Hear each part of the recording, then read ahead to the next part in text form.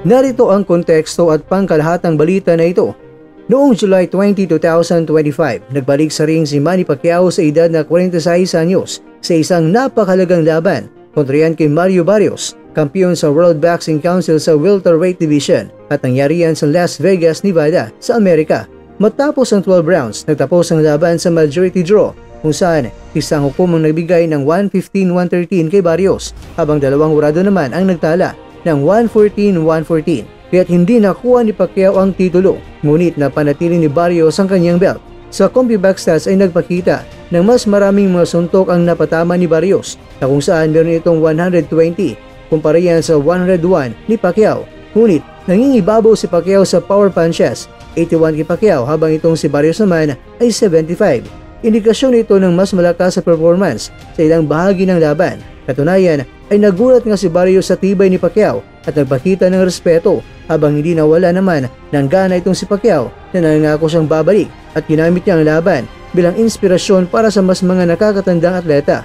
Narito naman mga kwento ang analysis ni Team Bradley. Judging was spot on.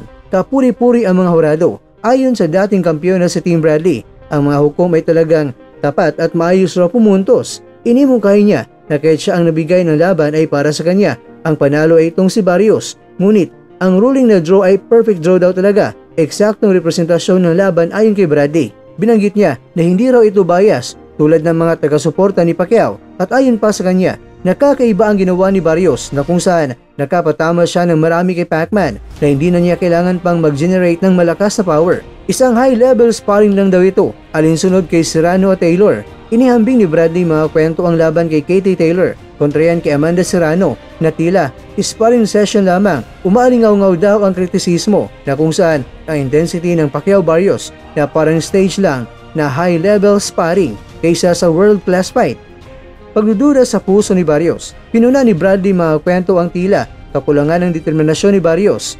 If you can't beat a 46-year-old Manny Pacquiao, you don't belong in the ring. Parang pinipigilan mismo ni Barrios ang sarili kahit may advantage sa edad at bilis, kaya hindi umangat ng laban sa mataas na antas na kompetisyon.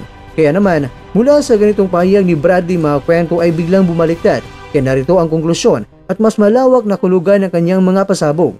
Una, katwiran sa resulta. Para kay Bradley, ang majority draw ay makatarungan. Nagpapakita ito ng balancing performance at pusa ng hatol. Parang ipinakita ang kasaysayan at diskarte ng magkalaban. Ang scoring system naman at justisya sa laban ay napatunayan. Ang papel ng hukom ay mahalaga, lalong-lalo na kung patas ang pag-obserba ng mga teknikal na galaw at suntok. Pangalawa, epekto ng imay ng mga boksingero. Kay Pacquiao, ipinakita na kahit 46 anyos na, kaya pa rin niya may kipagsabayan sa elite.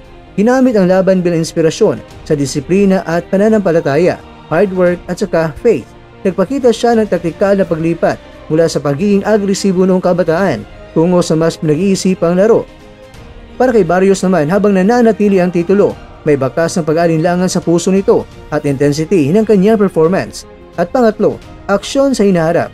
Ang rematch, parehong napakita ng interes sa kabilang panig na maaring patuloy ang usapin ng rematch ng laban o di kaya si Rolly Romero na ang papalagan ni Pacman kung hindi papalag itong si Floyd Mayweather ayon yan kay Sean Gibbons. Ito rin mga kwento ay paalala rin sa mga atleta na malayo pang abutin sa diskarte, determinasyon at integridad, hindi lang sa lakas pero sa tunay na laban. Ipinakita rin ang halaga ng karanasan at technical skills, hindi laging sapat ang bilis at edad.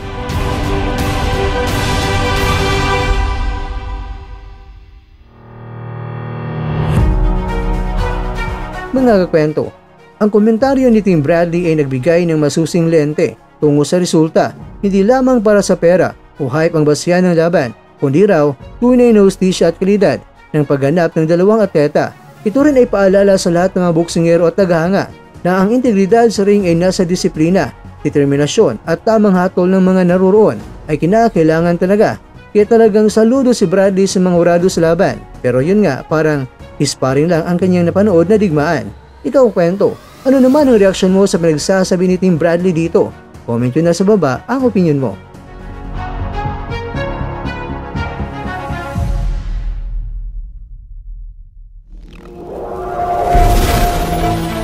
At dyan, nagtatapos ang ating kwento.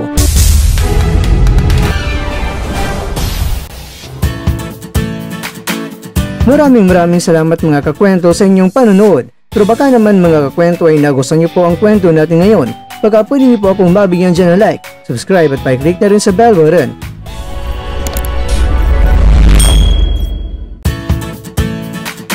Pero bago tayo tatapos mga kwento, syempre, shoutout po muna tayo dyan sa ating mga kakwento. Kay kakwentong Noel Nolias, kay kakwentong Nats 1975, kay kakwentong Arnel Alvario, at kakwentong nanonood ngayon, shoutout sa iyo dyan. Bueno, hanggang dito na po muna ang ating kwentuhan, at abangan nyo na po ating susunod na video. At dito lang po yan sa isang channel na kung saan maaring ito'y mga kwentong di pa na kwento sa inyo.